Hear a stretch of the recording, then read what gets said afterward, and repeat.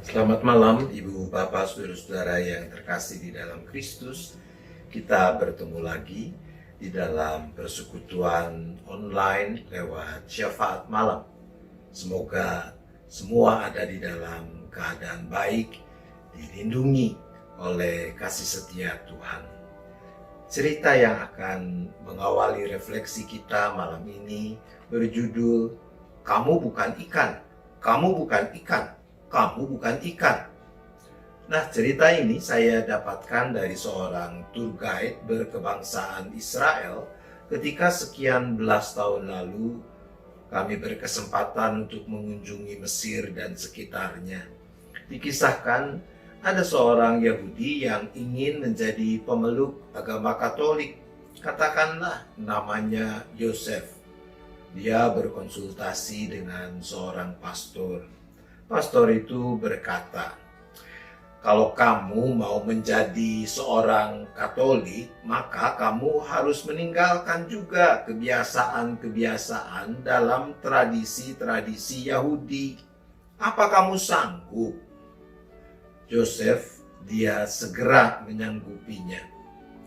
Oke, ujar si pastor, kita coba dulu saja ya. Pastor kita ini rada jahil. Dia berkata, minggu depan adalah Rosh Hashanah. Itu adalah tahun baru dalam kalender Yahudi.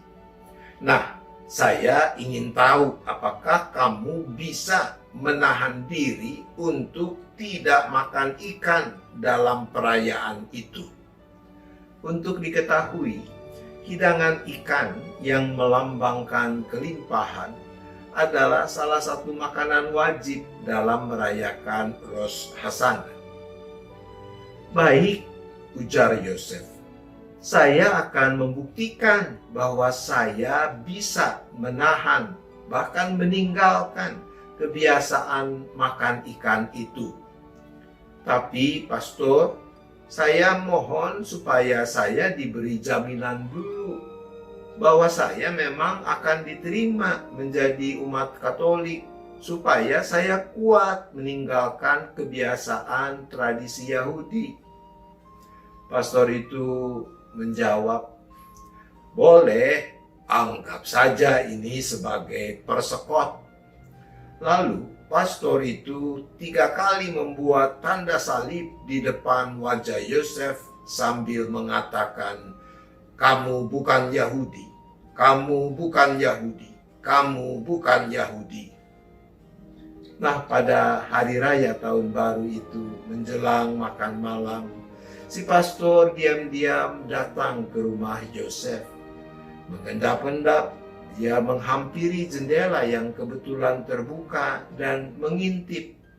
Apa yang dia lihat? Yosef duduk di atas kursi di kepala meja. Di hadapannya ada piring berisi ikan besar. Lalu pastor itu melihat Yosef membuat tanda salib 3 kali di atas ikan itu sambil berkata, kamu bukan ikan, kamu bukan ikan, kamu bukan ikan. Ya, ceritanya sampai di situ, saudara-saudara. Tidak tahu nasib ikan yang bukan ikan itu seperti apa. Apa yang terjadi? Yosef rupanya dia belum bisa meninggalkan kebiasaannya.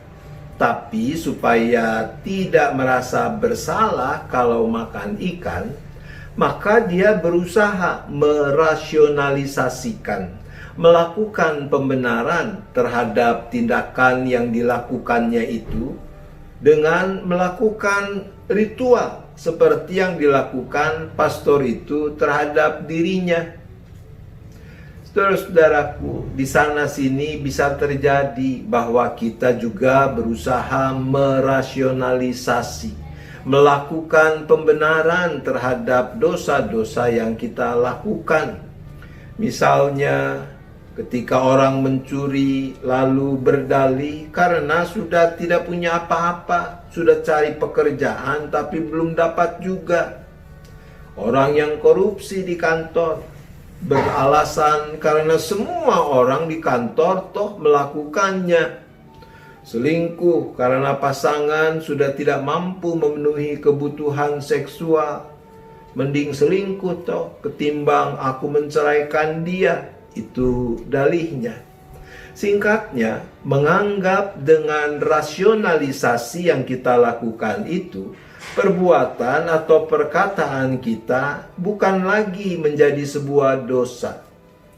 Surat 1 Yohanes pasal 1 ayat yang ke-8 mengatakan, jika kita berkata bahwa kita tidak berdosa, maka kita menipu diri kita sendiri dan kebenaran tidak ada di dalam kita. Dari kacamata teks ini, tindakan orang yang merasionalisasikan perbuatannya yang salah, mencari alasan pembenaran kesalahannya, adalah sama dengan menipu diri sendiri. Bukankah sesungguhnya orang yang menipu dirinya sendiri adalah orang yang paling bodoh? Bahaya utama dari kecenderungan seperti ini, lambat laun orang benar-benar akan meyakini bahwa dosa yang diperbuatnya itu bukanlah suatu dosa. Oleh karena itu firman Tuhan di dalam ayat selanjutnya 1 Yohanes 1 ayat 9 mengatakan, jika kita mengaku dosa kita, maka ia adalah setia dan adil sehingga ia akan mengampuni segala dosa kita dan menyucikan kita dari segala kejahatan. Mana yang mau kita pilih? Amin. Mari kita bersyafaat. Seperti biasa saya akan menyebutkan pokok-pokok syafaat kita dan masing-masing kita mendoakannya di dalam hati bersama-sama. Mari kita bersyafaat. Bapa di sorga, kembali kami datang bersahati dalam syafaat kami. Berkenanlah Bapa untuk mendengar serta mengabulkannya seturut kehendak dan kebenaran-Mu. Pertama, kami mohon pengampunan. Sekiranya di sana-sini kami juga suka melakukan rasionalisasi, mencari pembenaran atas dosa, kesalahan, pelanggaran yang kami lakukan. Untuk itu kami berdoa.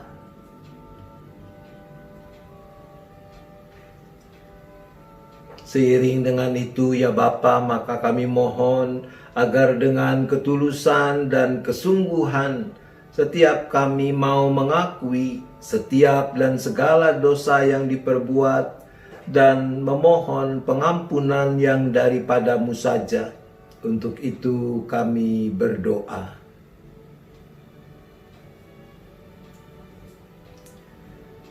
Bapa, kami juga tetap berdoa bagi pemerintah daerah serta masyarakat di daerah-daerah yang menunjukkan grafik menaik dalam jumlah orang yang terpapar COVID-19 dan khususnya juga ketika belakangan mulai bermunculan klaster-klaster baru yaitu klaster keluarga. Tuhan kasihani kami, untuk itu kami berdoa.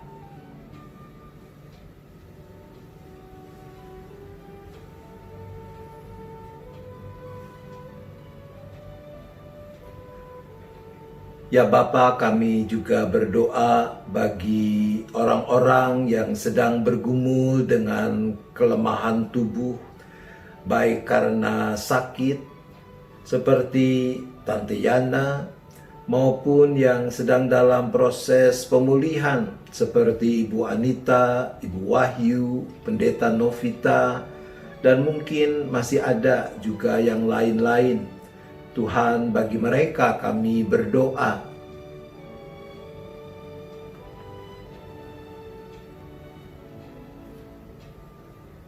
Bapa, terima kasih untuk minggu yang baru yang kami mulai jalani ini. Maka kami mohon mampukan kami untuk terus menggenggam erat tangan Tuhan di dalam menjalani kehidupan di minggu yang baru ini.